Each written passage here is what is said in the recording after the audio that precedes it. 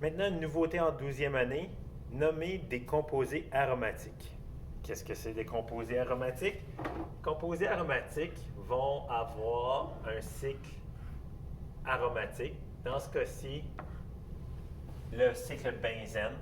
Un cycle benzène, c'est un cycle à 6 carbones dont il y a 3 liaisons doubles qui sont espacées à l'intérieur du cycle.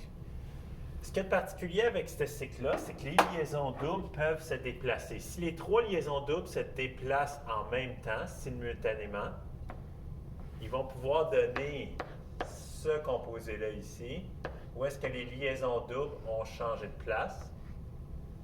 Et la molécule est tout le temps en train d'osciller, donc de passer d'une molécule à l'autre, presque à la vitesse de la lumière. Donc, les électrons sont tout le temps en train de voyager à l'intérieur du cycle. C'est pour ça que souvent, on va la représenter comme ça ici, avec un cercle pour représenter que les 3 liaisons doubles sont toujours en train de tourner. Que tu le dessines comme ça ou que tu le dessines comme ça, pour moi, ça veut dire la même chose. Sois juste conscient que c'est ça que tu vas voir dans ton manuel, mais que ça veut dire ça ici, 3 liaisons doubles. Ces composés aromatiques-là sont tellement particuliers qu'ils ont leur propre classe, parce qu'ils ont leur propre propriété, et ils ont leur propre nomenclature. Donc, pour nommer un composé qui a un cycle aromatique, aussitôt qu'il y a ce cycle-là, ça devient la chaîne principale. Donc, peu importe le montant de carbone qu'il peut y avoir d'accroché après, même si ça ici c'est 6 carbones, si je mets plus de carbone ici, disons 7 carbones, bien ça va être quand même ça ici qui va être ma chaîne principale. Ta chaîne principale, donc normalement je la surlignais en jaune, je pourrais peut-être faire ça. Ça ici c'est ma chaîne principale, puis tu vas appeler ça un cycle benzène. Okay? Je sais que ça s'écrit benzène, mais ça se prononce benzène. Ça fait partie des quelques petites exceptions de la langue française, comme on n'est pas supposé dire un agenda, on est supposé dire un agenda. C'est la même chose ici avec le benzène. Si ça, c'est ma chaîne principale, ça veut dire que le reste va être une ramification. 1, 2, 3, 4, 5, 6, 7. 7 carbones, ça c'est un neptyle. Les ramifications, on sait qu'on va les mettre en avant du nom. Donc, c'est de l'eptylbenzène. Normalement, je serais obligé de numéroter, donner la position la plus petite, qui serait la position 1. Donc, ce serait du 1-eptylbenzène, mais ça ne sera pas le cas. C'est une des exceptions que quand une molécule qui est cyclique, okay, et qui a seulement une liaison double ou une ramification, dans ce cas-ci, on a juste une ramification sur le cycle, on ne met pas la position 1, parce que c'est sous-entendu. S'il y a 2 ramifications, à ce moment-là, tu es obligé de mettre les 2 numéros, même le numéro 1. Donc, le numéro 1, on ne l'écrit pas seulement s'il y a juste une ramification. Cela dit, maintenant, vous allez être capable de tracer ce composé-là. Le 1-éthyl 3,4-diméthylbenzène. Donc, tu commences par tracer ton cycle aromatique. C'est toi qui numérotes, donc c'est toi qui décides où est ton numéro 1. Ici, on a à la position 1, 2 carbones, un éthyle. Donc, 1 carbone, 2 carbones. Il ne faut pas compter le carbone ici parce que le carbone ici fait partie du benzène. On l'a déjà compté dans la chaîne principale. À la position 3, on a un méthyle. Et à la position 4, on a un méthyle. Faites attention, des fois, il y a des élèves qui mettent 2 méthyles à la position 3 puis 2 méthyles à la position 4. Diméthyle veut dire que j'ai 2 méthyles en tout.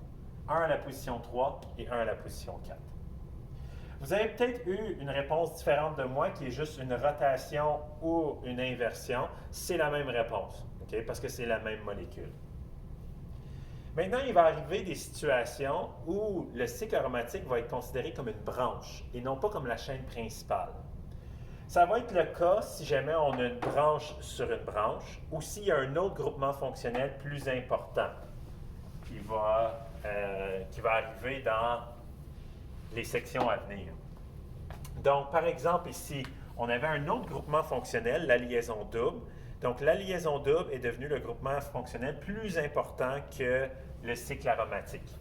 Dans ce temps-là, Au lieu d'appeler ça un benzyle, on appelle plutôt ça un phényl. Phényl, c'est pour dire que j'ai un cycle aromatique qui est une branche et non pas une chaîne principale.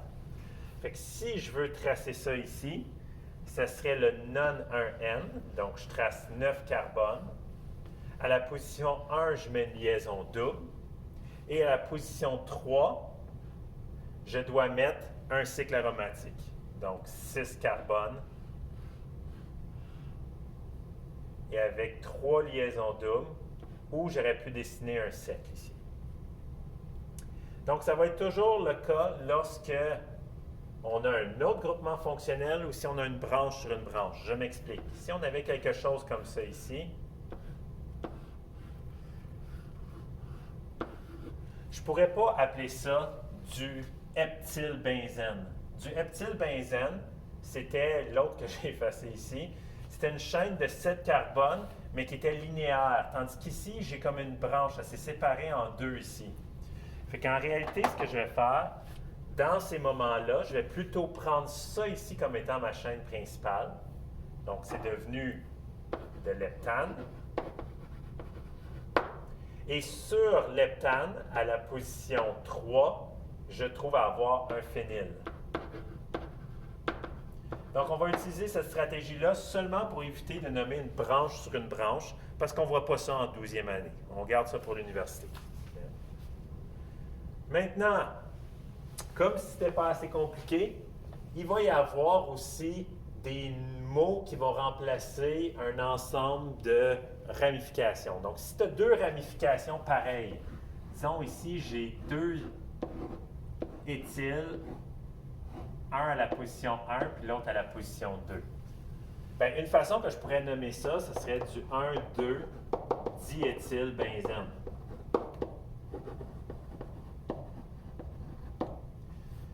Au lieu d'écrire 1,2, je peux aussi écrire l'équivalent qui est ortho. Donc, du ortho-diéthylbenzène signifie ça ici.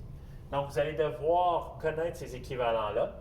On l'utilise seulement lorsqu'on a deux groupements identiques. Donc, soit 2 éthyles, 2 méthyles, 2 groupements nitro, 2 groupements propyl. Donc, lorsqu'on a deux identiques, c'est là qu'on va utiliser ça.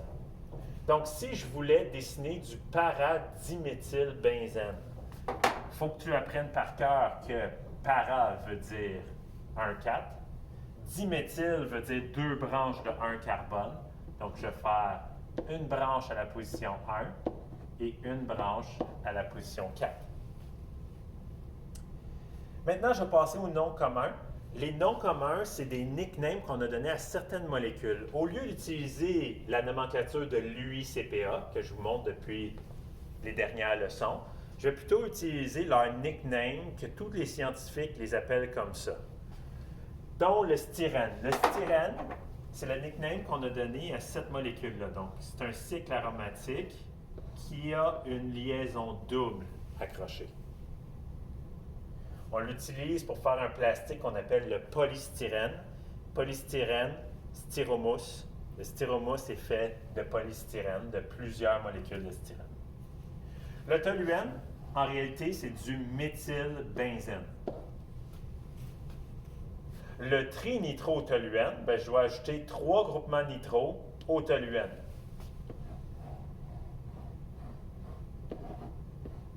Donc, ça, c'est mon toluène. Et je vais ajouter 3 groupements nitro.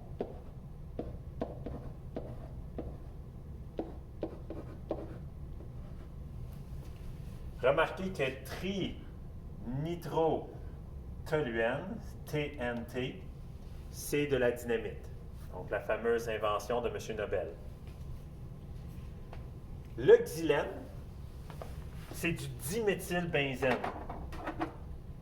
Mais le xylène, il en existe 3 différents. Il y a l'orthoxylène,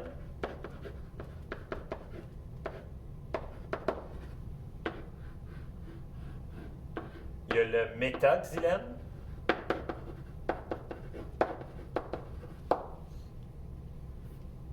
et il y a le paraxylène.